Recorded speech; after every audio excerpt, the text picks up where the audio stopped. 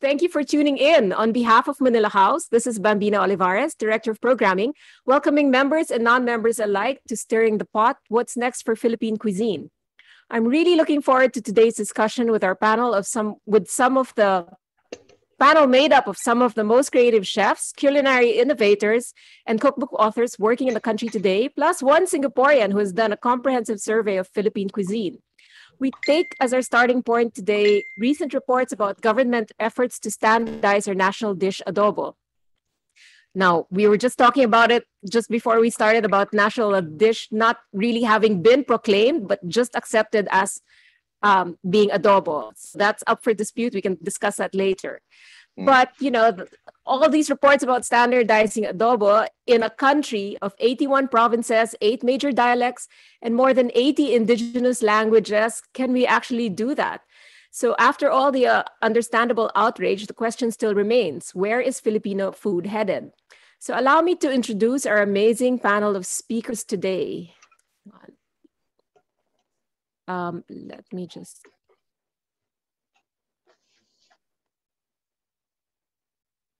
Just give me a sec. Here you go. Okay, so I'm not going to read all bio, but you can see here we have Victor Magsaysay, chef and creative director who approaches cooking conceptually yet practically. As an artist and fashion designer, he brings a fresh approach to the cuisine he creates. He was actually based in Paris many years. His much acclaimed restaurant, Ito, opened in 2013, helping pioneer the gentrification of the now and much coveted South Pigalle area in the 9th arrondissement of Paris. So he's been here now for about 5 years. Gilbert Pangilinan holds degrees in culinary and entrepreneurship from institutions here and abroad and is known for his expertise in restaurant and menu conceptualization. He's, shall we say, an alumnus of the River Restaurant, Savoy Hotel in London, Nobu in New York. And in the Philippines, he was the owner and head chef of Sticks Japanese Bistro from 2002 to 2003. He's founding chef and consultant for Manila House Private Club, and he also runs his other restaurants, Kai, the Japanese restaurant in Greenbelt, and Cerveceria, which will be opening at some point soon in BGC.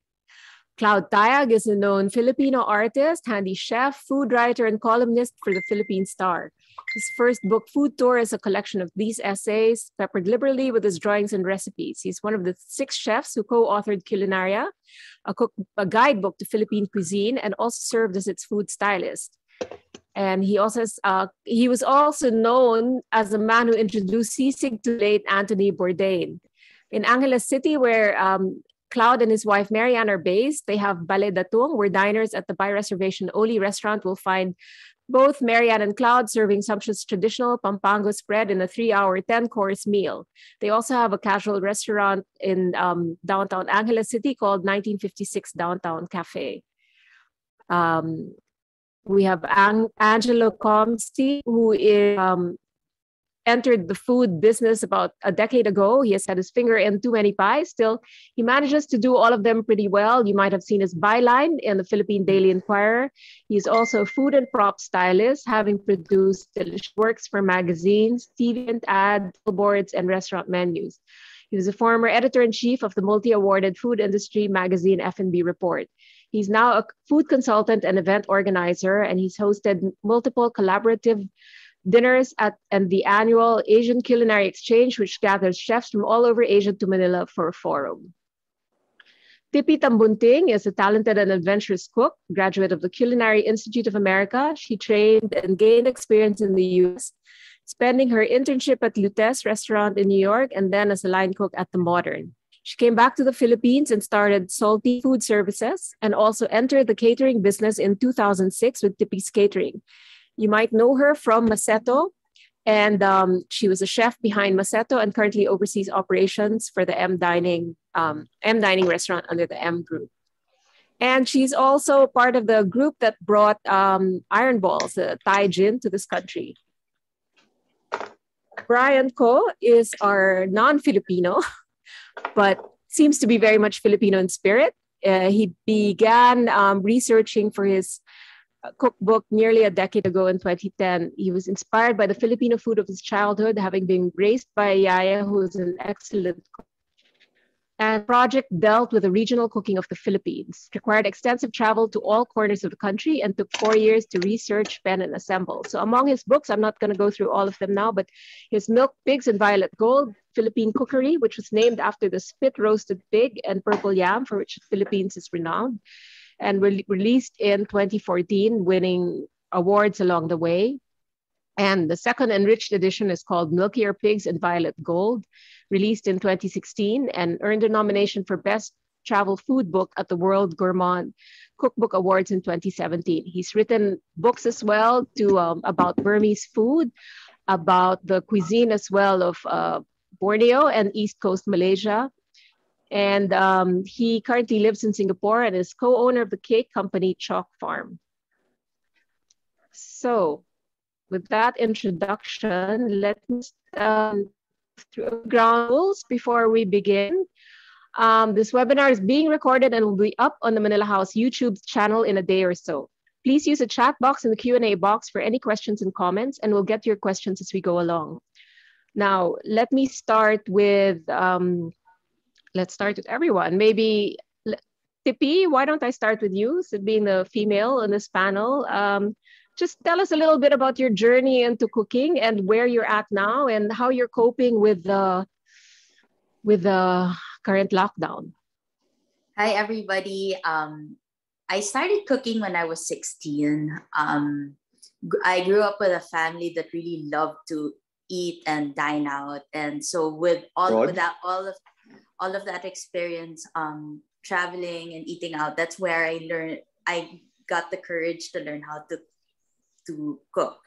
So I went to culinary school in the same school as Gilbert, which is the Culinary Institute of America. And after that, I worked and trained in New York as well. Right now, I am operations manager and chef for M Dining restaurant. And with the current situation, we are closed. We decided not to reopen yet for takeout, just so we can keep all our staff safe at the moment.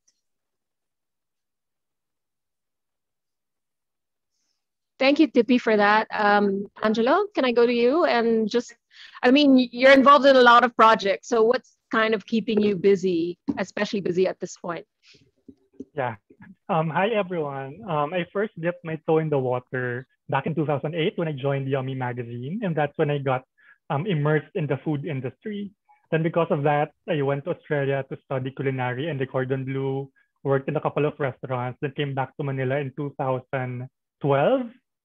I was hoping I would work in a restaurant or start my own business, but eventually I got into food writing again and then co-authoring books, food styling. Until now, I've been doing that. I currently write for Philippine Daily Inquirer and Philippine Tatler. And then I'm still doing Asian Culinary Exchange. It will happen next month. I have my own online food business with my friend George Mendez. And then I got a lot busier during the pandemic because I think people are looking for content. So I was asked to be the content editor for the official food website of Saitem. And I'm doing the cookbook, the second book of Culinaria. So I'm doing Culinaria too. And I'm about to open a restaurant also. So yeah, a lot busier now. Very busy, huh? Okay. Claude, well, I'll go to you in a bit, right? Yes. Do you want me? Sure. Okay. I'll be the last since I'm the most Okay, senior. Claude will be the last because yeah. I can be the last. Victor? Yes. Hello. Tell us what you've been busy with. Yeah. Oh, what I've been busy with. I've been in Recluse for the past year. I've been here in Subic. I started cooking just by accident. I've primarily trained as a designer, a menswear designer and a tailor. And then was practicing that in New York and in Bangkok. And then went over to Paris after 2002, fell in love and became a house person. And then wanted to just cook professionally and was really loved the kitchen, remembered everything that I had from my memories of my parents cooking. And then went into the kitchen when everybody else was like 16 or 17 or, you know, just commies, cleaned fish, of course. And eventually, within that year, got assigned as a chef, so to my own surprise. in a rather large restaurant that was renovated in front of Babog. It's called Le Renard, and it that went on, and then opened up a restaurant that sadly had to close. Just not close, but we sold it a month ago in Paris, and it was good they were able to do that. But yeah, no, it's quite a successful one at that time, called Ito. Thanks, Victor. Do you miss Paris? I do. Traveling anywhere. So I've kind of retreated in the 20th century. Okay, Gilbert, who's very much involved with Manila House still. I mean, as I said, our founding chef, and very much involved in the food committee as well, and the menu creation. Gilbert, tell us a little bit about maybe the challenges, what you've been facing now during the pandemic, because you've also got your own restaurants. Yeah, because our restaurants are closed, we only do takeout. So we've been trying to figure out how to enjoy restaurant food at home. So we've been doing kits. Also, since the pandemic, I've been trying to dig up our Filipino recipes from my family. I'm a Kapampangan also, come from a big family. We know Claude, all of them knows Claude. So I've been digging up their recipes and developing Filipino recipes. I've been trying to use premium ingredients using the techniques that like adobo, sinigang. That's it. Yes. Okay. Now, Bryan, okay, this is like you're a little bit of an anomaly, right? Because we're talking about Filipino cuisine, and here you are, the Singaporean. But based on your track record, you seem to love Filipino food. Maybe tell us a little bit about how that came to be. I mean, apart from your yaya, what were the flavors that really hooked you, I guess? Well, my yaya, so I was in the kitchen since a very, very young age. So 6 or 7, I was already eating and kind of cooking alongside her, as well as my grandmother and mother at the time. So I was familiar with food. I was familiar with the rhythms of the kitchen by the time I was a teenager. So that's just me cooking. But if we're talking about Filipino food, my yaya was from the Ilocos. So ultimately, the things that we had at our table regularly were things like bakabet, igado, so on and so forth, things like that.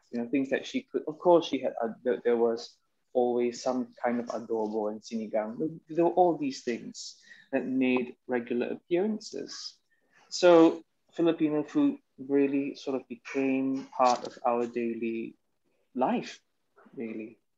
But there were certain things that I would eat with her, or I used to have two helpers. So things like bangus, which she would eat with tomatoes, red egg, and bagoong. So that was lunch for me. She would never serve it to my mom because of all the bones. And in Singapore at the time, you could not really get boneless bangus. Everything came with bones. So she had the job of having to flake everything. Because I was so young, I was probably 8 or 9. And so she had this very tedious job of having to flake all the fish because she didn't want to have to report to employer that that her son had been annihilated by lunch. So she had to be very, very, very careful with it. So that was my relationship with Filipino food, and I liked it, and I always associated with comfort food. It was only a trip, actually, and I was a journalist for a while in the late 2000s, just around my university time, and it was actually a trip. I was sent to the farm in San Benito, Batangas, actually, to write about the facility. And after that stint, I was taken around the province to eat, and I ate very, very, very well. And I became quite interested because there were a lot of things that I hadn't really thought about. Because Filipino food was so much part of my daily life, I didn't really think beyond the realms of bakbet, igado, or adobo. I just didn't think. I never went there. So that trip those few days with him kind of opened my eyes a little bit. And so that was kind of the start of my journey into writing about Filipino food. And I've been doing it for, nearly this will mark the 11th year that I've been doing it.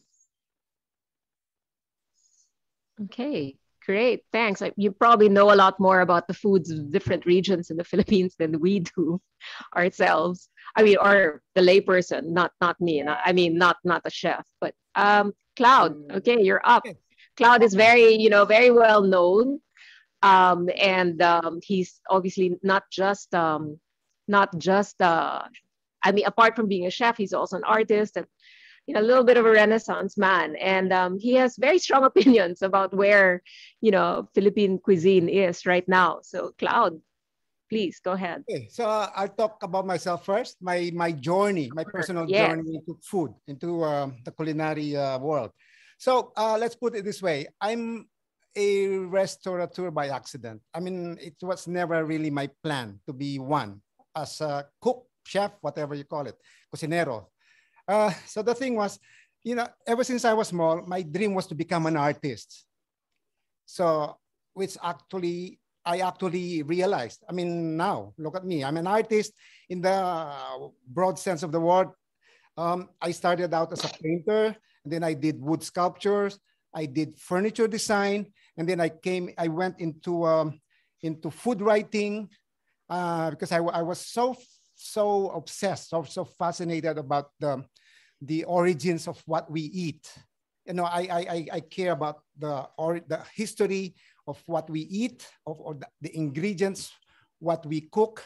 So the thing was, come to think of it, it describes me as an artist, the all-around artist, meaning being an artist is not limited, pigeonhole into like just a painter or just a sculptor or just whatever. So even cooking, don't they call cooking culinary arts in the first place?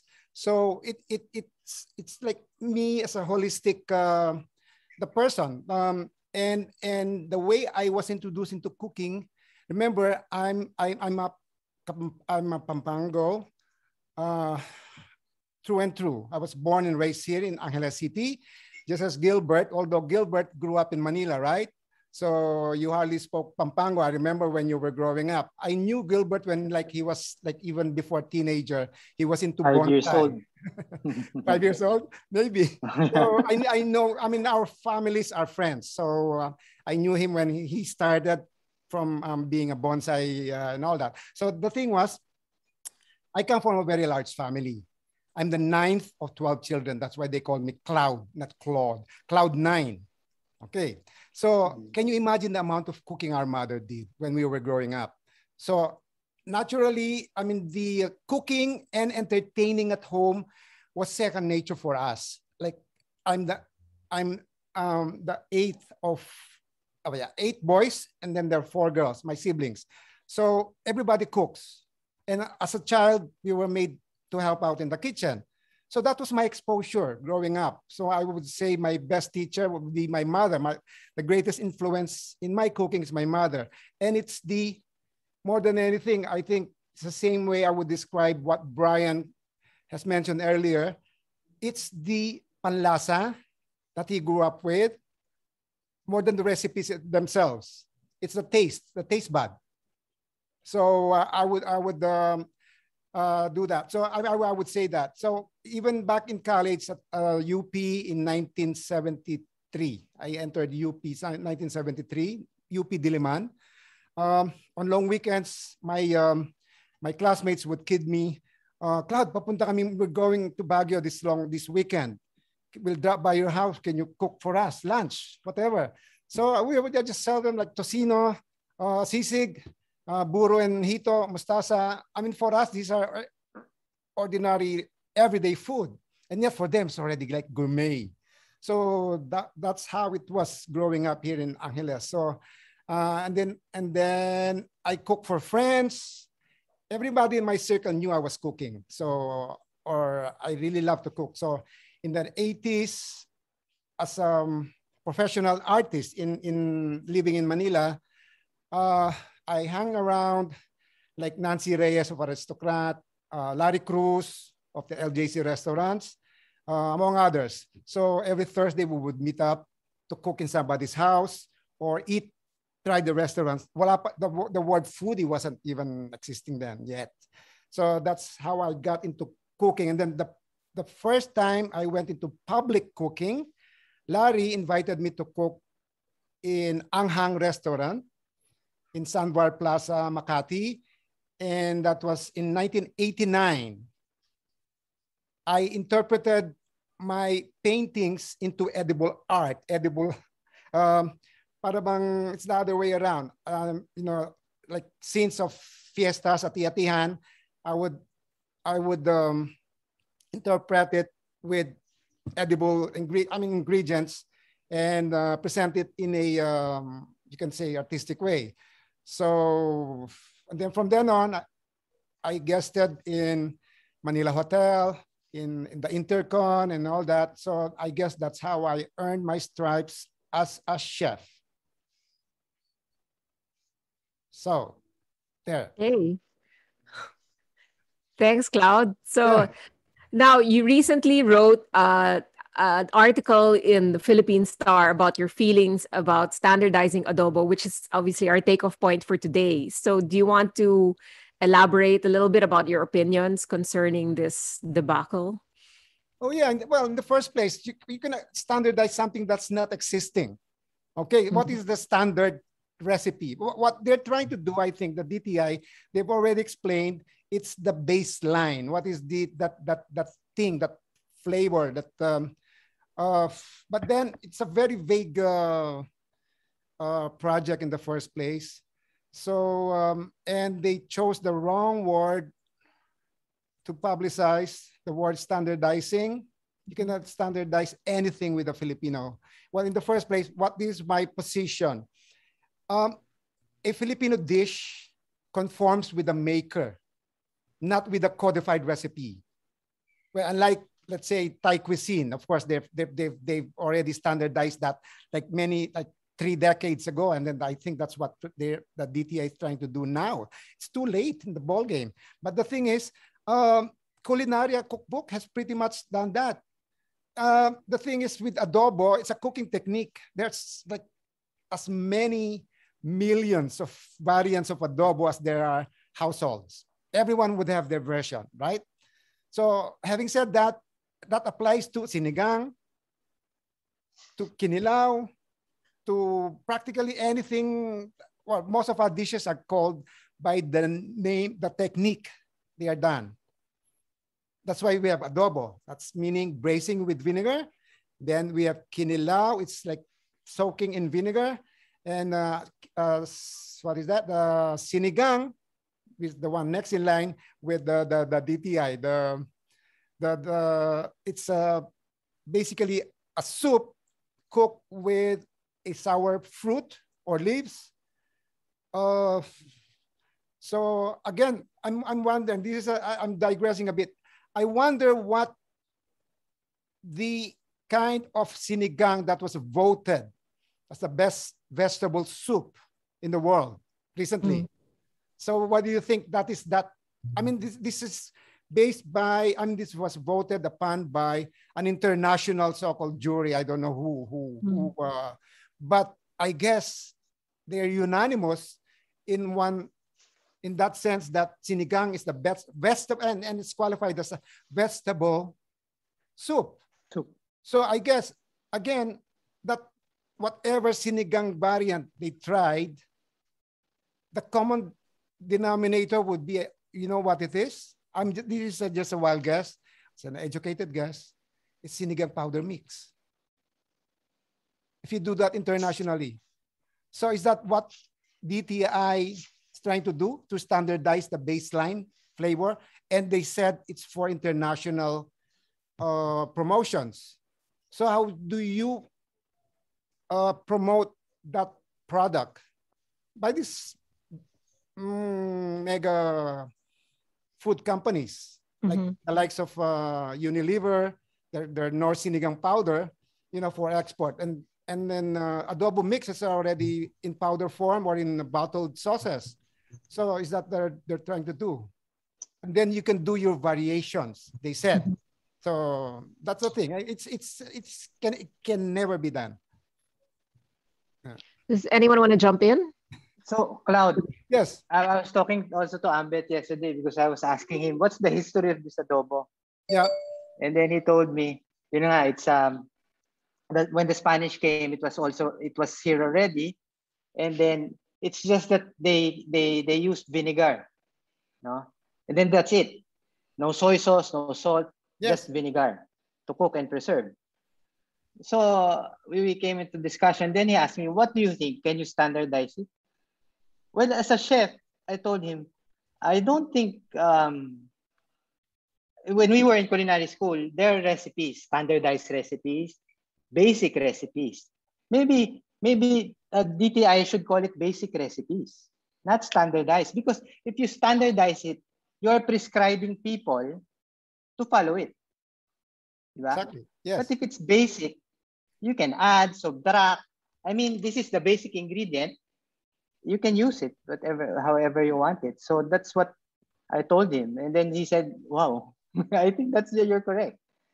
Yeah. If I can add to it's that. The word. It's the word that they use. It's the word is standardizing. I mean, they use the wrong word. But if I can go back to what Ambet, I'm just add to what Ambet has said about the history or the origins of the word, our usage of the word adobo to apply to our dish, which is very, very Filipino. Because in the Spanish definition of adobo is to marinate.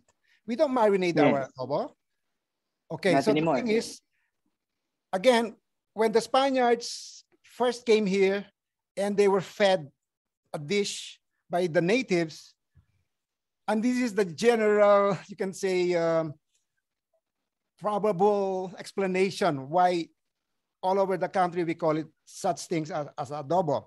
We just adopted a Spanish word.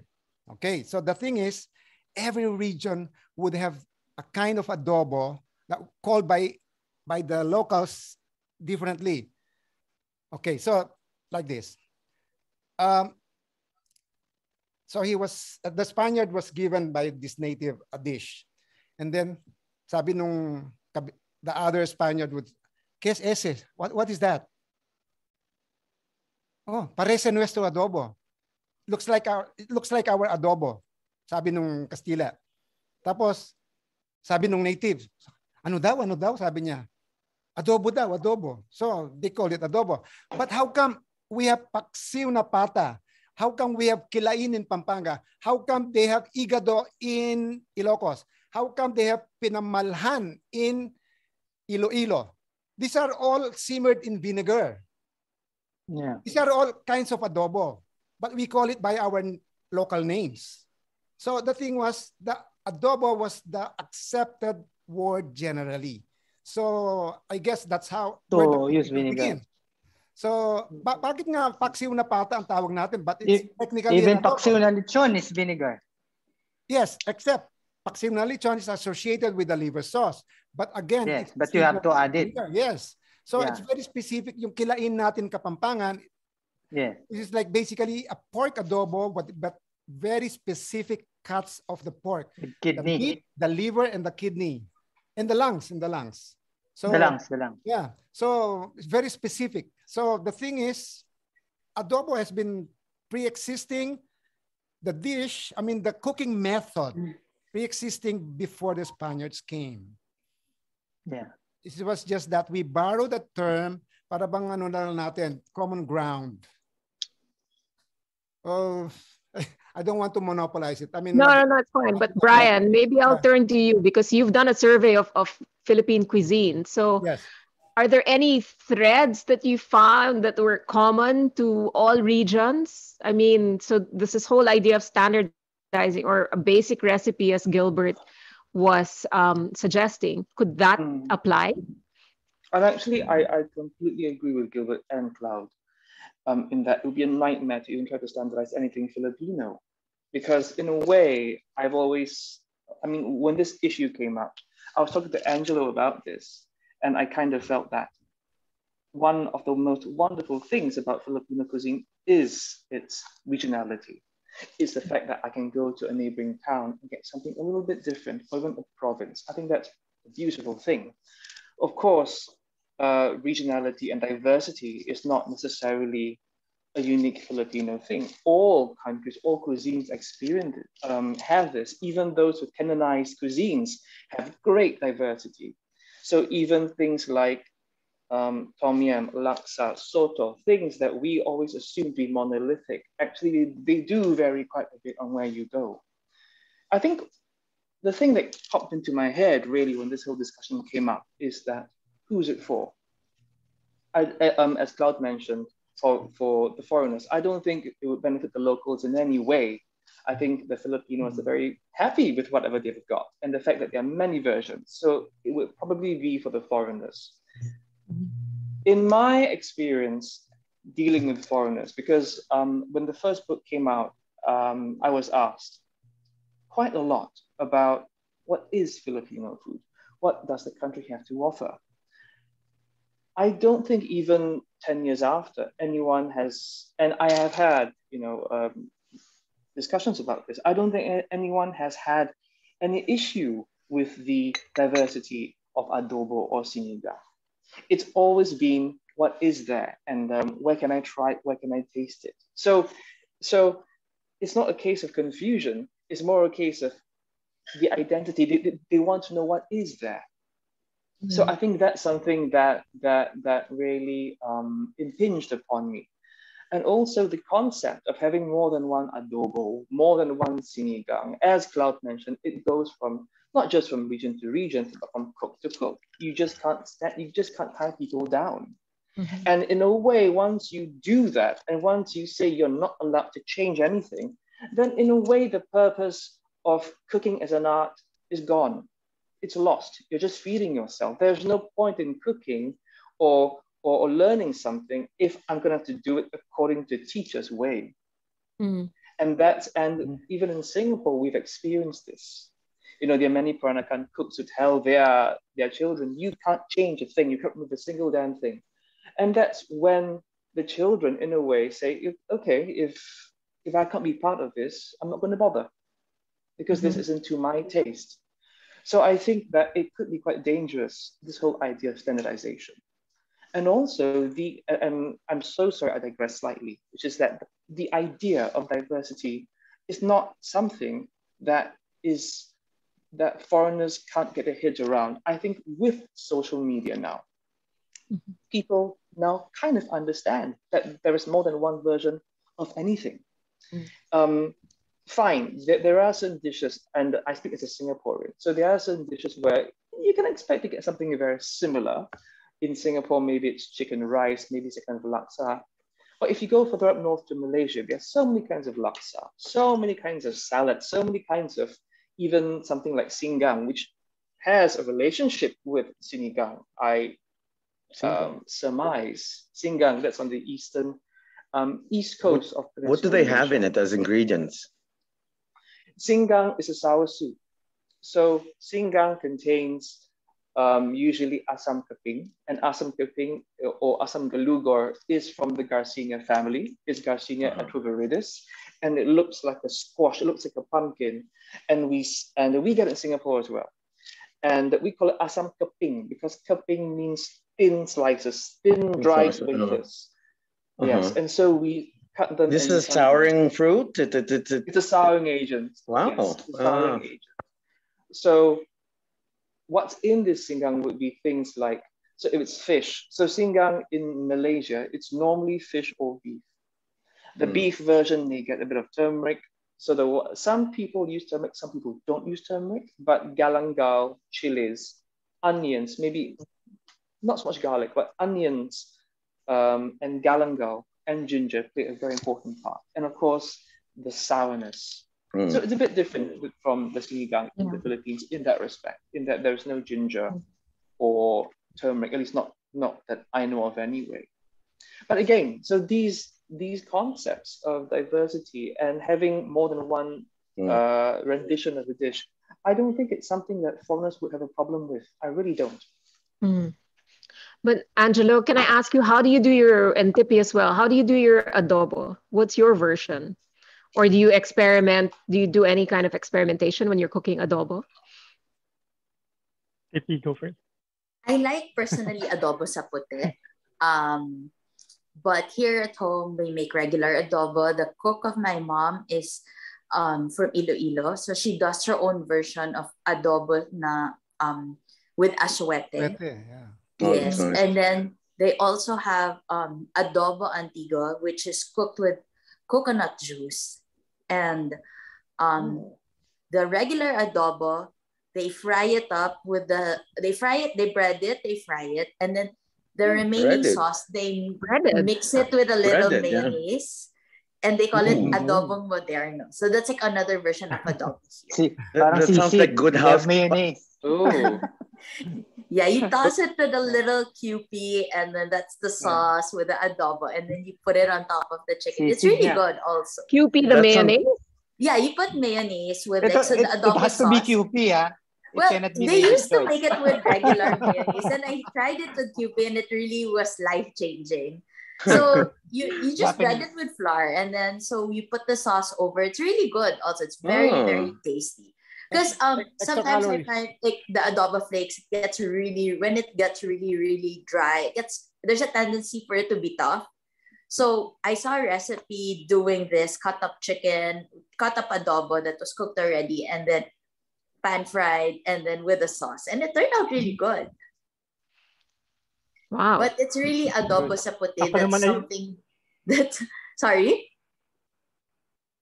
Go What ahead, did you go say? So it's also it's No, really go ahead, adobo go ahead. sa puti that I'm really like, for me, it's comfort right now. Ako naman, I Wow. grew up eating two kinds of adobo, my mom's and my dad's. My mom's is pretty basic, vinegar, soy sauce, bay leaf, garlic. While my dad naman, the same, but we put chicken liver and fermented soybeans in his. So it's medyo maalat. So mapapakain ka talaga ng rice. Right. Ooh. ooh. But yun nga, when it comes to the case Oh, of see. standardizing adobo, I'm medyo on the gray area. I mean, I acknowledge the points of Claude, Gilbert, and Bryan in the sense that it's very regional, it's very diverse. I mean, I came up with a cookbook to show that. But at the same time, I also acknowledge what DTI is doing, because not a lot of people know that adobo is actually a procedure. Or the case of sinigang winning an award as a vegetable soup. Parang a lot of eyebrows were raised asking, is it really a vegetable soup? So parang there's a clear problem here about lack of food education. I don't know if it's gonna be solved by coming up with baseline recipes. I have no clue if it's gonna solve that problem. But I think the bigger picture here, the bigger problem here is the lack of food education. Yeah, you raise a really good point. I totally agree with that. Yeah. But Victor, when you would cook, I'm sure you would cook adobo every now and then in Paris when you were living Yes, there. of course. How would you do it? Well, my adobo. Did you add any kind of French touches at all? Oof.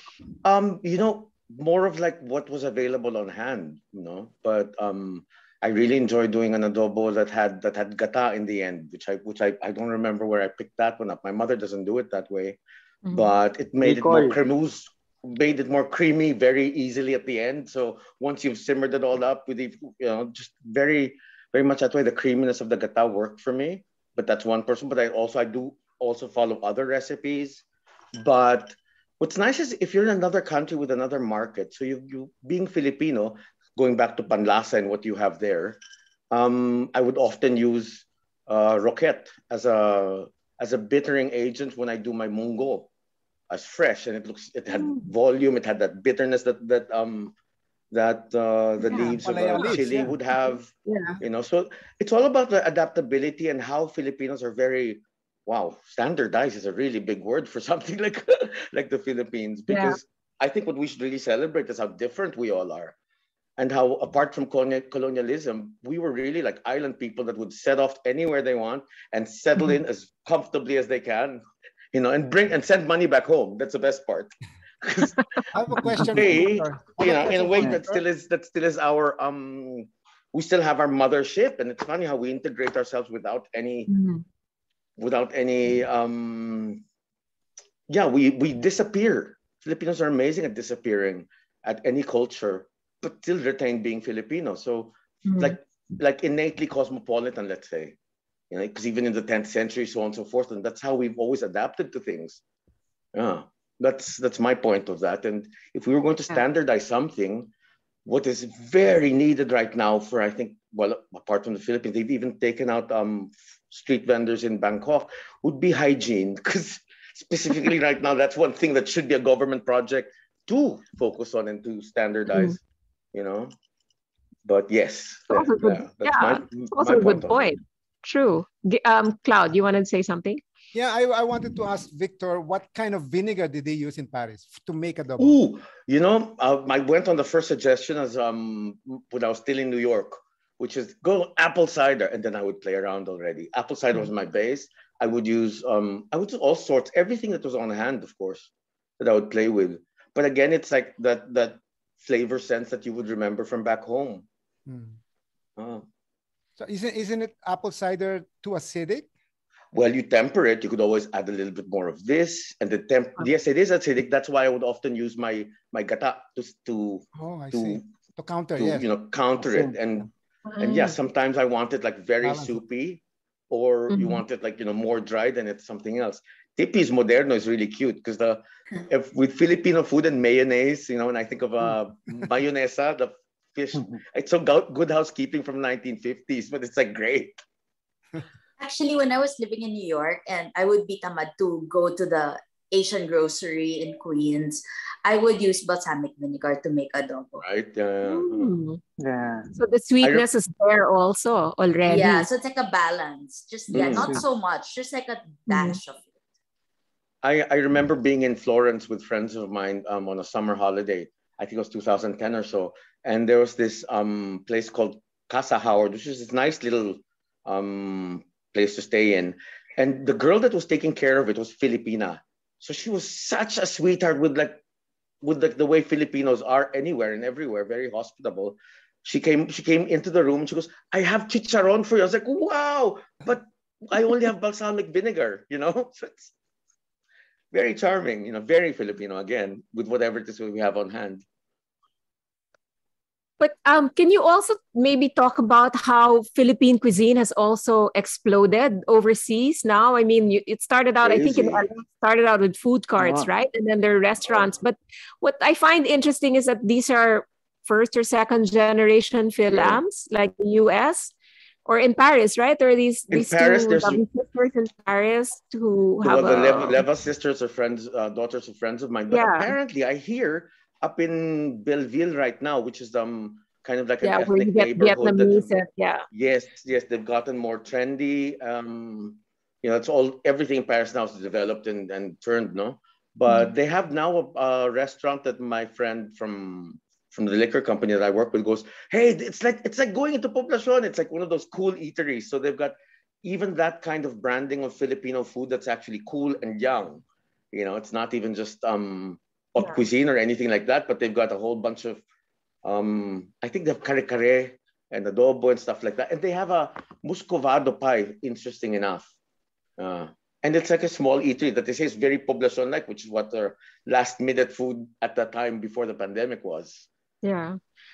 But for us, like lay people, not chefs, I always thought that Filipino cuisine was not translatable on the world stage because it was too brown and the flavors were too, an acquired taste with the bagoong and all that. So would you have any idea why it's suddenly come to the fore now and it's kind of hot now in other parts of the world?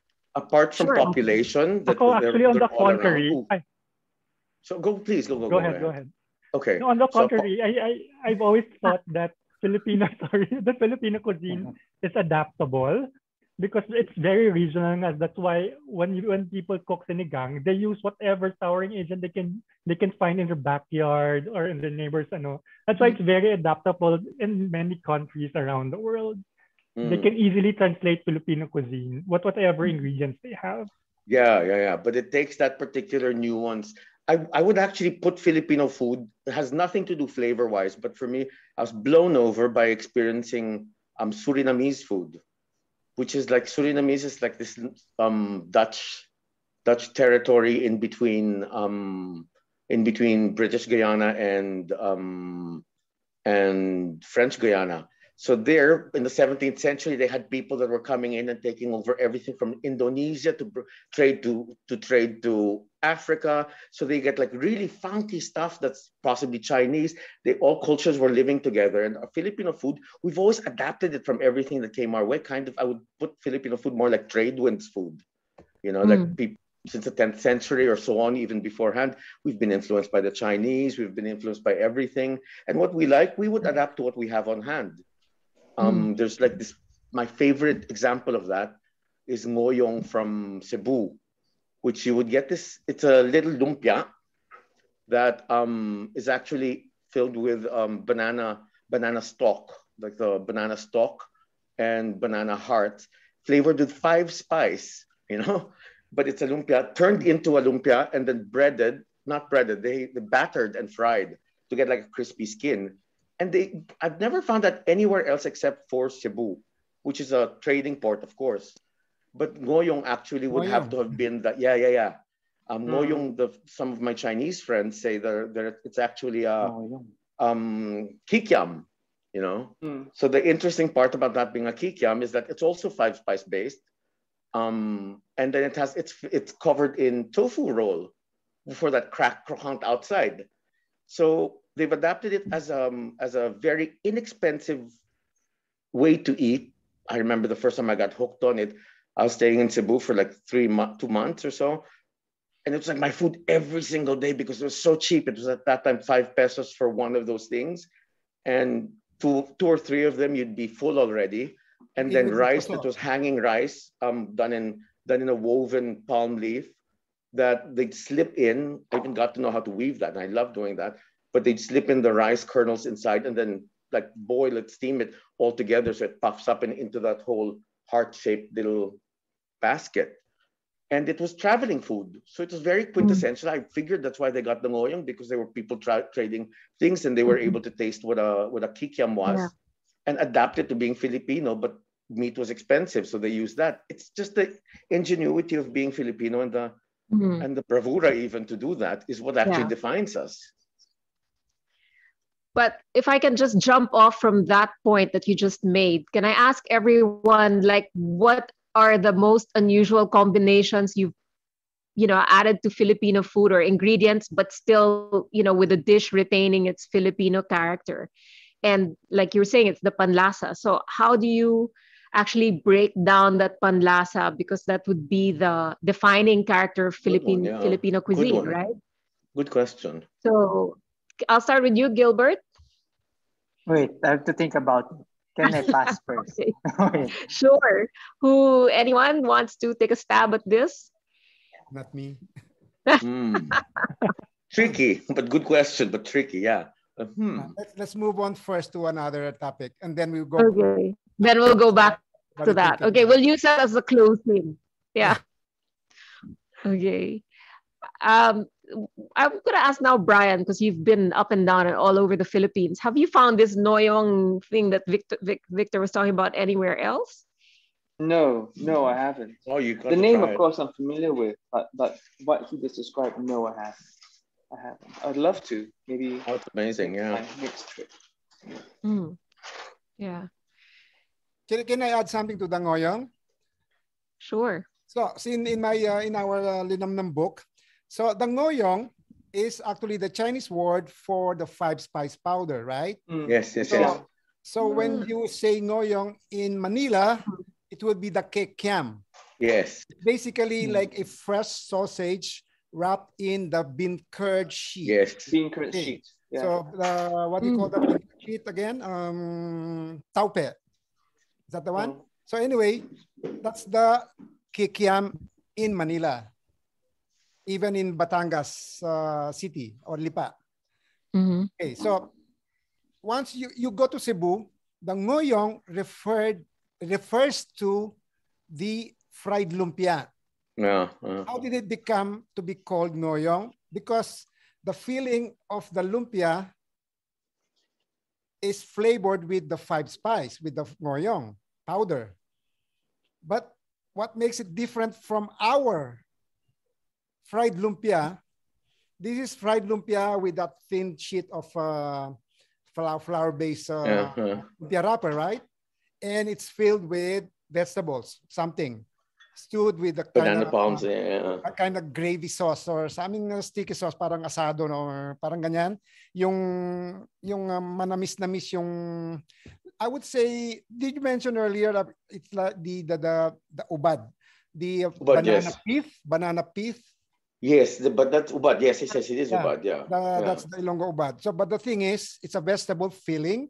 They roll it, and then they dip it and banana in a hearts. butter. They also have banana They hearts. dip it in a butter, and then they deep fry it to simulate that skin. It's really so. I mean, if you describe it, it's like amazing grease. Oh, it's so lovely grease. But they love it, and then they dip it with a sweet, salty, maanghang gravy. Yeah, the maanghang gravy. Gravy. Like, very much like a sweet chili sauce, but sweet chili sauces, almost like as thick as gravy. I don't know. They're the Cebuanos. And then mixed up with a bit of soy sauce is how they would do it. It's mixed up with a bit of soy sauce when you make the black. They give you for them it's comfort street food. Lovely. So it's quite different from the kikiam that we know or from the lumpia that we know, but maybe it's become there's a similarity definitely with at least a visual aspect of the crunch on the outside and whatever it is on the inside. That's all it is. But in method of whatever, it's totally different things. Yeah. Given the same name, that is. Yeah. Okay. So I guess this is where all the confusion starts. The naming. Of course. Dishes in different parts of the country. Sometimes we refer to the same dish, or sometimes we have the same name, but we are referring to a different dish altogether. Sure. Yeah. Let me just do a couple of questions here, and it actually has more to do with method. And I think they were intrigued by the way you talk about the way you do adobo. I guess, Tippy, this must be addressed to you because we're asking how many days or hours did you marinate the adobo before you fried it? And also everyone, what point in the cooking do you add the vinegar to the adobo? Doesn't it harden the meat if added during cooking? Usually when I make adobo sa puti or regular adobo, I'll put all the ingredients together, let it sit for like an hour, and then like slow let it simmer. But like for the Moderna, what we usually do is like the leftover. That's what, like, we keep it for days. Even like sometimes we keep it for like a week or so, because the older it is, the tastier it is. So like when so like for example, the pieces of chicken, we keep in the chiller, and then like maybe in like 5 days or so we make it into Moderna. And of course, because of the way it's cured or brined or whatever the term is, it doesn't spoil, right? Yes, and honestly, I like weeks old adobo because it's Tippy, really so tasty. Tippy, there's one thing like that similar with what you're saying, and it's a Guyanese recipe again, going back to that region because they all had different influences, no? And it's what is it? It's fried. It's fried pork that they put the pork in a jar. Garlic pork is what they call it, but it has I think romaran or something in it. They pickle it for like a week before they fry it, and it's very much similar to what you're saying. It's amazing. So my Guyanese friend was the one that made me taste that. Going back again to how different cultures, and I guess pickling is the most common thing that we could tie in for all of these like hot weathers, for it to last longer. And how they said that adobo is about like having the fat settle on top, which in effect is like a confit. Exactly. Yeah, because even if you make your adobo today, so it's Wednesday, if you try it like on Friday, you really see the difference in taste, in depth, and it's so how it breaks down all the meats, all of that protein, and make it Can I? Yeah, go ahead, Claude. Okay, so whatever method regarding that question, like the marinating, like frying first, boiling first, whatever method you're doing, this is, for me, as a general rule, do not serve the adobo in the same hour it is cooked. It's always better the next day, days later, weeks later. Let the vinegar Like Settle in. So Settle. okay, settle. That's why we always say the adobo that we reheat the following day tastes better, right? Mm. All the Yes. vinegar has, the acidity in the vinegar has dissipated. Going- And I think I guess in any stew, you let it mature in the Going to that, casserole, refrigerated, maybe. But what preserves the adobo, that makes it last longer, I mean the shelf life, because it's cooked in vinegar. That's a universal thing. Claude, speaking of that, Vinegar. speaking of like cooking the adobos, there's an Ilonggo friend of mine that shared with me a recipe from his grandparents and so on and so forth, and the peculiarity of the grandmother insisting that the vinegars have to be pre-cooked beforehand to make even kilawin. She cooks it to say she I guess tempers the flavor, of course. That always tempers cooking for the vinegars, and if that's it, and you're also like turning it into a syrup, almost like a balsamic glaze. She cooks it first. So that was really interesting how you treat the vinegars, of how you tame it or so on and so forth. But even that has different methods of using. Yeah. Niluluto. Ang pakisabi niya, niluluto daw. Sorry. Is there a particular vinegar we can use? Well, the question here from Sanj Licaros, another member. She likes her adobo dark. How do you make it dark? Do you add the soy sauce at the end? And I guess, what's the best vinegar to use in adobo here? I guess that's what she means, because we were talking about cider vinegar, apple cider vinegar, and balsamic when you're abroad. But what about here? Anyone care to venture? How to make it more brown, dark? Yeah, when do you add the soy sauce? Well, you can add the soy sauce right Add away. soy I mean, together. you're doing a marinade. But the thing is, as TP has mentioned, her adobo is the adobong puti. When we refer to adobong puti, it means the absence of any coloring, meaning the Soy soy sauce. sauce or the atsuete or the turmeric. Okay, so when we say sa puti, it's and the flavoring ingredient to use that, meaning the salting agent, would be just plain salt. Or in some provinces like Bulacan would be patis. Okay. Oh, The thing is, why is adobong puti brownish? Because we pan fry it. Correct. Now yung bracing, you fry it until the fat is rendered. And usually then done with pork, right? Huh? It's Yes, pork. Usually done We with do pork. a combination here, pork and chicken. Yeah, pork and chicken is good. Even in the culinary cookbook, with chicken and pork adobo, the pork is cooked first because it takes longer to tenderize. But the chicken is placed like midway because it will disintegrate if you cook it sabay. Yeah.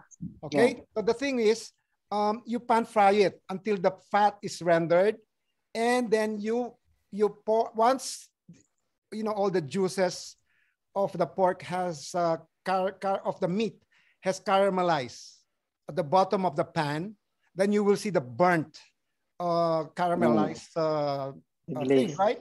And then that's when you pour your liquid, and that to deglaze it. Yeah. Technically, what do you call that in the cooking industry? Deglaze. Deglazing. Deglaze. So Yeah. again, our in the olden days, our grandparents, our ancestors knew what they were doing. We just don't have the terminology like what the French have. So the thing is, they've done Victor, you've mentioned about confit. Yes. It's not submerged in fat. I mean, I love it. Low fire in its fat. So, adobong baboy, tapos nasa palayok, ganyan din yes. ang nangyayari. That's why, again, Bambina, you mentioned our food, Filipino food being oily and brown. We don't have to apologize for that. It's been like that forever, but it's no longer true these days. Look how colorful our food is. Yeah, no, that's also true. Yeah. It's constantly this and that. But the thing is, once the adobo cooked in a palayok, we prefer, I mean, in the olden days, the pork parts would have an inch thick of fat. Amazing. Why is that? Yes, because the fat will be rendered and the lard floating on top would be the preservative. The Yeah. holy lard. And the end of the week, maybe, or a month of eating adobo every day, you know, the oil becomes part of your ulam. We love to put Mixed in the lard rice. Then mix on with the the rice. rice. Yeah. Yeah, I Yeah, mean, with the rice. we don't have to apologize for that. The Germans would have bottled lard to spread on their breads. It's very good, That's huh? the supermarket. Very good. Yes. Yeah. Exactly. I mean, Or that's how they grew with lardo it. de I mean, lardo de colonata. White. yes, Oh, I know. So, glorious the, fat. the only one we don't have to apologize for that, but we have to apologize to our arteries because Oh. is there any Filipino food that's healthy aside from a salada or something? Oh, so wait. much. No? Burro with right, I with want right. burro. Oh I yeah, love burro. That's healthy. You get the right things fermented. that you right fermentation. Vinegar is for your- healthy. I mean, adobo is healthy as long as you have it with chicken, di ba? Yeah. I mean, you eat pork, but we eat a lot of things with vinegar, with calamansi. Yeah. That's healthy, I think. Yes. Vinegar is Sour, healthy. sour, Yeah. sour Yeah. tayo. Bambina, I'll throw you a question about healthy adobo. Okay, I once had a guest here. She's from New York, Philam, and she said this, her adobo, her mother's adobo. It's like, can you imagine this? Huh? Listen to my list of ingredients: chicken breast fillet without the skin. You make it into adobo. No matter how you like, load it with like a cup of olive oil. Gata. It's a tasteless Dry. adobo. Yeah. You need the animal fat, the skin, the bones, you know, the collagen from the bones, the flavor of the bones. You need all that. I have one healthy real adobo. Adobong sitaw and kangkong. Well, Oh yeah. Diba? Ayan. And then you could put your tofu adobo, there. we can do it with vegetables, and that's completely healthy. Yeah. There's a question here about what part of pork and beef will be best suitable for adobo. I don't think, do we use beef in adobo? Yes, We do beef for adobo. Yeah, you do. lamb. There's lamb adobo. Yeah, and duck, diba? That's good. Gilbert, we've also tried duck adobo and lamb. Duck. What cuts? Are there specific cuts? Yes, the Belly. very specific cuts. Belly. Ako, pork Belly. For belly. beef, I'll do For short belly. ribs. Yeah, Beef Yeah. short Ah, ribs, eh? beef Yes, short beef ribs. short Wow, Beef that's short so ribs. good. Beef short ribs. Of course. So chicken everyone leg. seems to be unanimous with like, let's do it with the fat. Yeah. Yes, with Yes, fat. yeah, you have But to. Bambina, to Ideally. answer Sandra's question, I would put the soy sauce in the beginning. I would too. Okay. Okay. To answer would too. Sanjay's question, I'd put it in the beginning, not in the end. Okay, well, maybe anybody have heard, if you have heard of this. What about that putting a tinidor, a fork under the meat when boiling? What Or does a it do? spoon. Yeah, fork or Or a spoon. spoon, Yeah, yes. A metal thing. Para lumambot. What does that have to do with tenderizing it? Para lumambot yung spoon? What is it for? And then you don't mix it once you have the vinegar. Okay, so it's not Yes. mixing Mix it. itself. For Yeah, me, mixing it do with the not- vinegar. do not- Yeah, pray tell. Anybody could help No, me for out me, with that. more than the mixing, you can actually mix it once because it's submerged in that liquid, right? But the thing is, do not put the lid, do not cover it. But you need the acidity to escape. Yes, that's true. Okay. Otherwise, the adobo would taste very metallic and very sharp. Yes, Yeah. yeah, that's the technique. More than the whatever stage, whatever fry first. Because at the end of the, once you cook adobo, if you like it, you prefer it dry, you boil it first, and then you let the sauce simmer Reduce. until it reduced, and then until it dissipates. So what remains would be the sticky, oily thing, right? But the trick there is to remember to put the soy sauce or whatever salting agent you're putting by half, because the reduction will make it really intense. Otherwise, you will have a very salty thing. Yeah. So I mean, these are the pointers you should remember more than the proportion of Standardized recipe. Standardized recipe. Okay, what about the cookware? Nako, this is all technique. Yeah, cookware for adobo. Okay. I You've heard of the expression why our lola's adobo is better because they cook in a clay pot. Palayok. Yeah. And then nowadays, well, basically, it's because the palayok, well, the clay pot is what you call nowadays a non-reactive vessel. By using a non-reactive vessel, you cannot cook something with vinegar or something acidic in a non-reactive. Only with. So if they put a silver thing, why do they do that? Aluminum. You cannot use aluminum pan to cook adobo. Has to be stainless. Stainless. Yeah. Cast iron. Enamel. Like, when you say enamel, it's the cast iron that is porcelain. Like Le Creuset. Le Creuset. So, yes, that's the one. So non-reactive. You can even cook it in a rice cooker if it's a stainless steel pot, or the crock pot, slow cook. Yeah. As long as it's non-reactive. Do not use aluminum pot or pan. So what's about with the silver fork or spoon? I mean, I would imagine that to be silver, right? I don't know. Very reactive. And why would you dump that in there? Interesting, huh? Yeah, I don't know about silver, but usually nobody has silver to put in the kitchen. Right? So we would have stainless steel. Stainless steel, well, yeah. But so it's the metal actually that helps that out. I can understand that. I can't understand that either. Yeah. There is no technical scientific explanation for that. Maybe it's just one of those pireya na para bang. So one of the guys we have here that my father has. Wives' tale. My father, before he passed away, he was staying here, and he had one of these people that are mechanic, no? And he's a son of those, he's from Tarlac, one of those people that they would invite to cook during fiestas. There's this particular thing. They're like our celebrated chefs anyway. Fiesta cooks, in those areas. We had that in Pampanga. Ito taga Tarlac, no? Cooks, So he's the son of that. Usually, he would tell me about the skill of his. Sorry. He would talk about the skill of his father to be able to cook rice in a kawa. And when you imagine the technical feat of doing that, no, with banana leaves and all of that, like a whole kawa filled with rice, that's pretty daunting and very fascinating. Just those. That's and those using wood fired.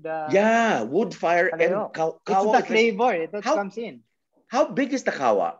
How big is a kawa? Because like 30, maybe 36 inches in diameter at least. So what capacity would that be? Like 100 people. Yeah, for rice, can you imagine cooking 100 people for rice? And they would say they would be perfectly steaming.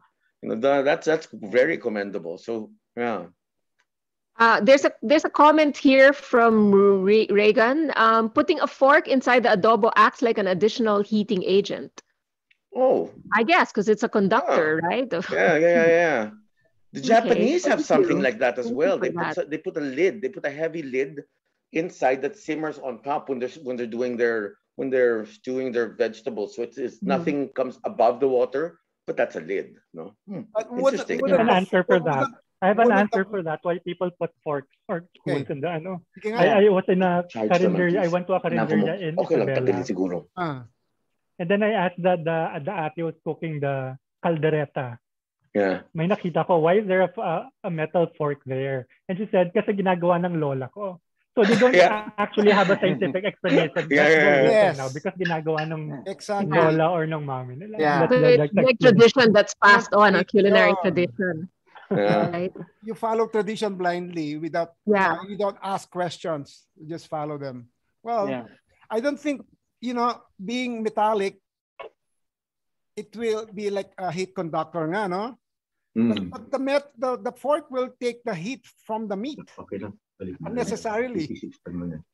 Oh, diba? I mean, why? Yeah, why do you need the extra heat? I don't know. Yeah, that heat that the fork will take in instead of, I mean, hindi mo naman pinapalambot yung fork eh. Yung pinapalambot mo yung fork. Pork, not fork. Very Filipino. Yes. Not fork. Okay. I think I have to start winding down because Tippy has to leave us in a few minutes, I think. Okay, I think we haven't gone to the second question. Is there room for innovation? Wait, Is there room going for to innovation? that. That's why I'm asking you guys, Yeah. what have you added? What ingredients Wait, you thrown in, in the name of innovation, but still preserving the very Filipino quality of the dish, right? And or maybe the better question is, what form will innovation take in Philippine cuisine? can I go back to just before your question about how we actually are pretty much noticed around the world? Apart from us being a diaspora of people that's everywhere Yeah. and a lot of populations, of course, the second generation, so on and so forth, the nostalgia of that. But I would say it would have to be like everyone right now. At one point, it became very fashionable in France, at least. And why reason I got into any kitchen was that the interest in cuisine mondiale or world cuisine, which was like late 2000s, within the first part of it.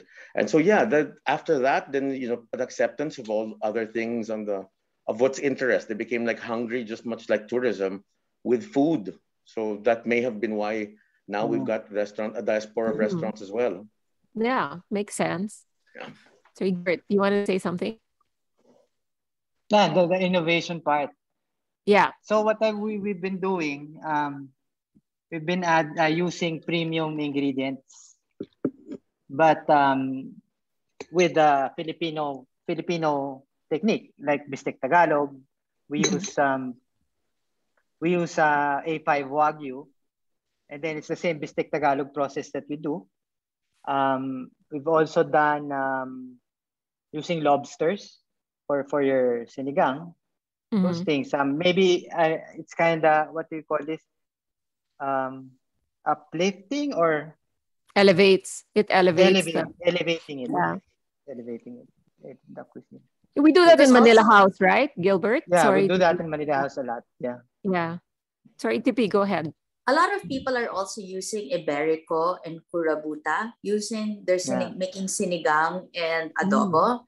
So that also adds a lot of flavor to the dish. So if the adobo is tasty already as how it is, but if you level it up using Curabuta or Iberico, like an Iberico spare ribs, the level of the flavor is really totally intensified further too. So that's, another thing I see people are doing. Does it make Angelo? sense? Does it make sense to use expensive? I was going to go there. Yeah. I was going to go there. Our food. For me, it's making the most out of local ingredients. Using for me, that's my cooking philosophy. More than anything, that you make like Wagyu tapa. Obviously it will be very, very good, excellent, as a matter of fact. But the thing is, if you're concerned about what people eat nowadays, they want to know where it comes from. Like, can you imagine the carbon imprint that bringing that in? Apart from that, Claude, I totally agree with you there. And that's one thing I absolutely believe in, is that what we could develop locally, and regardless of what others would have to think about us, is we used to have like a very strong and very defined agricultural way of life that has disappeared right now. What could develop right now, I hope, would be seeing what's premium with us, because only in us giving importance to what is there could we actually tell you, like, hey, this Cavite peppercorns are actually fantastic with its own distinct flavor. And why do we have to even discuss Kampot peppers? There's things that we have that are specifically wonderful, that because of an idea of having to think about other people of this, those are other manufacturers or other people making money out of it. We should actually start realizing what's actually precious or premium with what we have and develop it from there. Like, we've got our pigs, which I really can't wait to do since moving back here to the province, is actually like playing around with the livestock and doing what the goats that we would make into pinapaitan or stuff like that. Let's do their milk, and do some other stuff with it. But yeah, it's more of like opening up our minds to not standardization. That's the important thing, not to standardize, and to be what we do best. Ingredients. are developing better ingredients for sure, because we've Yeah, got super better, ingredients more premium ingredients. Yeah. Yeah. for ourselves to develop, and not for people to And bring in. of And course, to they start do that selling in it. the Yeah, and how to bring it in Manila, that's The the sad thing problem. is, yeah, Transportation of these the things infrastructure Yeah. of is hard. that. Mhm. Yeah. Yeah, we don't have that. Yeah. Yeah. So again, Angelo? farm to roll tables. Yeah. Yeah. Yeah. Well, me naman, I don't have any problem with, especially the young chefs, innovating their dishes. Ano, if they want to use different kinds of vinegars, then by all means. Kasi it's a case-to-case basis. What if they don't have access to native vinegars, right? But yeah, so I respect whatever innovation they do by ingredients, by process. But me, I like to explore more of what we have here in the Philippines. That's why I try to use artisanal salts, for example, when cooking food. Or instead of using distilled white vinegar, I opt to use tuba because I don't want it to die. So parang kanya-kanya lang yan na innovation. Yeah. And I respect everyone's interpretation. Yeah. Bryan. Yeah, can you comment on this? Yeah, what you've witnessed also and your, No, I'm with Angelo on this. It really comes down to what you have available to you. So I mean, I can't. It's very difficult for them because I'm not in the Philippines right now, so I don't really know. It's been some time since I've tuned into how locals are cooking. Young folk are cooking right now, but I certainly support people using the things that they have access to, and as many local ingredients as possible is probably much better for the environment that way. And if you're talking about things that have been, I mean, I can speak on behalf of one of my yaya. So but this is not contemporary. I'm sorry. So this is maybe a decade or so ago, a couple of decades ago. So back then there were quite a few things that you couldn't get here. So when she made her caldereta, for instance, I mean this is by no means I'm not talking about fancy substitutes at all. But so I believe you guys normally use like Reno liver spread for your caldereta. That's very, very common, So because she couldn't get it here, and the other alternative was like pate, or maybe having to grind up her own livers, which she didn't always have time for. She would actually put a bit of evap inside. So someone actually asked me that why on earth does a caldereta recipe have a bit of evap? Just 1 spoon of it, and that's the reason why, because she did have access to that ingredient. And when she would make her adobo, I think over the years it became more and more signified. It was actually quite funny, and at one point she began putting, instead of oil or soy sauce, she would experiment with the oyster sauces. And at really? one point, she would, because here we've got quite she would play around with the ingredients and the sources that we had here. So things like that, that I think are essential in keeping a cuisine alive. It really goes back to what we were talking about earlier. It's not really about everyone following the same recipe rotely, but about keeping the spirit and the flavor profile, intact. I think that's more important. Yeah. So Bryan, as a foreigner, could you describe to us what you think is a Filipino flavor profile? Because that is basically what is that certain thing, no? Okay. Sour for one, no, not necessarily. We'll go on. There is sourness, and there's also deep umami, and when people ask me about Filipino food and how do I describe Filipino food, and when they ask this, it's usually vis-a-vis our Southeast Asian counterparts. So in other words, how would you describe Filipino cuisine to someone who knows Southeast Asian cuisine, but doesn't know anything else? And the thing about Philippine cuisine is, unlike the counterparts, you really get the essence of the ingredients that are going in. So there's a lot of flavor, there's a lot of umami, but the thing is, the flavor of the ingredients really come through. Comes out, yeah. Yeah, and so, I mean, unless of course you're talking about, I mean, I should say unless, I don't mean this as a slight comment, but if you're using spice like they would in Mindanao, Of course, that's something that I think many of us in Singapore and Malaysia can kind of relate to because we use spice in a very similar way. Talking about things like adobo, sinigang, and for the most part, you are sticking to a fairly natural palate, where the ingredients and the condiments used are there more to prop up whatever you guys have in the dish, which also makes Filipino food quite difficult to get absolutely right. I think that's something that I, as a foreigner, took for granted when I first began this journey. So when I first began, I've seen my yaya cook. I used to think, how difficult would it be? But then I realized the attention to detail. And that in Singapore, if you have a curry, for instance, you can kind of mask it. If something's not quite right, I've got my spices, my rempah, I've got my coconut milk. I'll be okay if something goes wrong. But because many of the Filipino dishes that I've learned over the years are so elemental, it's really quite difficult to get on point. I think it takes great skill, and I really have a lot of respect for the chefs who get it on point all the time. So I've digressed slightly from your question. I'm sorry. No, but that's like a wonderful encapsulation of what our cuisine is all about. And I thank you for actually crystallizing all of that for us. I mean, I think everyone agrees, right? Everyone on the panel agrees with what Bryan was saying. Totally. Yeah, Bryan, I was actually curious about one of your posts on Instagram. You had this urchin that was filled with rice of some sort that's tausug. Yeah, okay. That is fascinating. I've got tausug cooks right now here. Okay, so that's something that you find in the south. It's made by the Sama and Tausug people. It's called tehe, or it's called uku, depending, I think, on the exact species of sea urchin used. And so I had it when we were in I sampled it in Zamboanga. I also had it in Tawi-Tawi.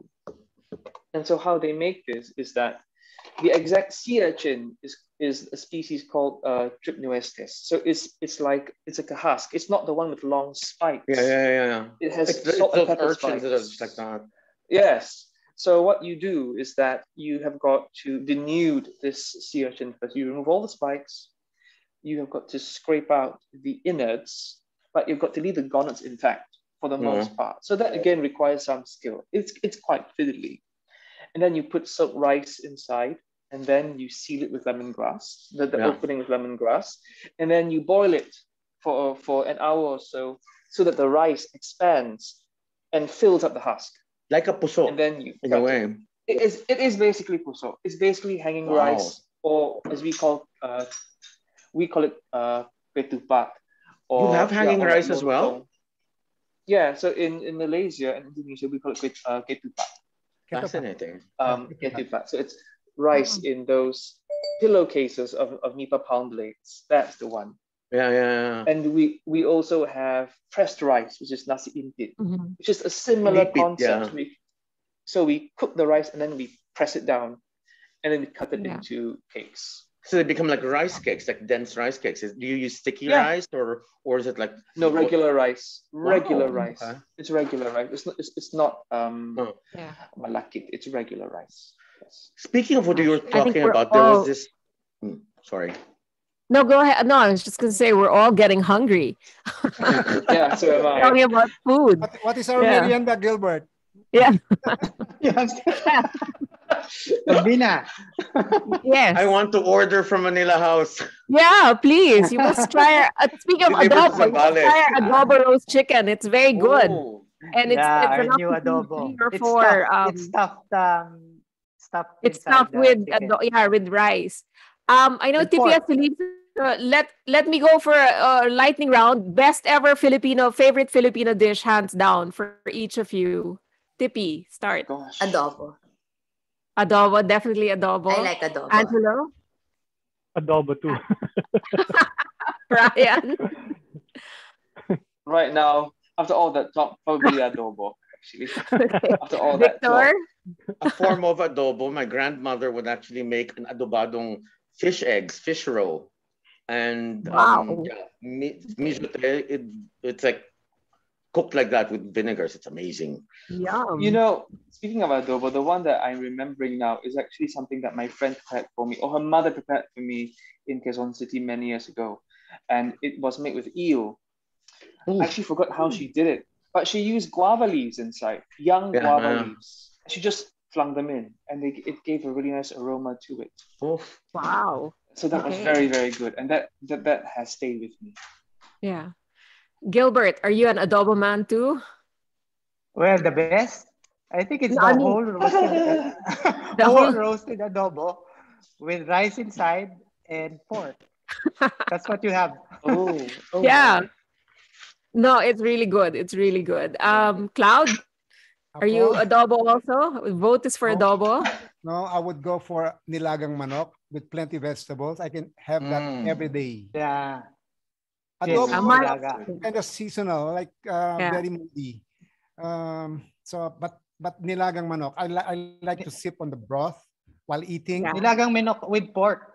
With pork. Nilagang manok and With pork. It's the Fiesta Christmas. Yeah, like Yes, our cocido. nilagang Pasko. Yeah.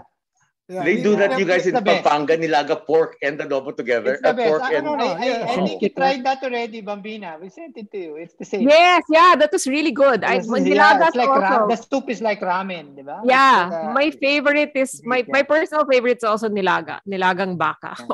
Baka naman. Yeah. So we With call it patis nilagang and rice. Pasko. Oh my God, comfort It's food. usually served during Christmas Day. Yeah. Christmas Combination of nilaga. pork and chicken and beef. And ham. And then And the ham bone. There's the ham bones. Yes, the ham bone, It's- yeah. It's closer to cocido Spanish. The Yes, Spanish cocido. yes. Closer. So plenty of vegetables. Like I can Plenty eat, of fat. you know. Huh? Yeah. Plenty of fat. Plenty of fat. Well, you can Yeah, scoop guys, up they the call fat. it the jiggly, ano. Yeah. Pork Yeah. fat. You know my they call it, the Chinese call it white It's ramen. baked fat. Basically ramen soup. Yeah, the Um, broth. Gilbert, you know my version of the sausawan, di ba? Usually it's just patis calamansi like that. No? Yes, It's really- yes. I put bulalo in the soup. So you get the bone Oh, marrow yeah. and then Yum. chicken liver. This is a very Yeah, Tayag exactly. tradition thing from our lolo. Chicken mash- liver. You mash the chicken liver, then Yeah. put in calamansi and patis and sili. Now I add the bone marrow. But in the chicken liver. Yeah, for every spoonful of your whatever you're eating, you put a little of that. Para bang Yeah. yun ang Wow. Sarap. It's the best. Wow. Wow. Please, Hey, Calamansi. guys, you heard it I straight think- from the chef's The best. mouth. I think Bambina, I think that's our taste profile. We love our food, like, you know, a little bit on the sweet, sour, salty, maybe a bit Rich. bitter, but all in one bite. That's the So problem. umami. Brian was right. Umami. That's why we use sausawan. That That's is why the you use that is the problem that the foreigners cannot get. I mean, the root of the problem. they will get it. We love to get all the flavors in one bite, and then it Yeah. explodes in your mouth as you plus the combination of the crunchy, the soft, this and that, Textures. the hot, cold. Very true. We love to experience it in one Yeah. bite. Mm. Brian, Well, on tell me- that note, I think that was a brilliant way to end it. I mean, halo-halo in terms of food, halo-halo in terms of ethnicity. I mean, the bloods that course through us and the influences. Yeah. So Dinuguan, thank you you mean? so much. Yeah. Thank you so much for joining us today. Thank you to our members and guests for joining us. And thank you to our wonderful panelists who've been very inspiring. And I think a lot of people have had ideas now of how they're going to cook for dinner tonight.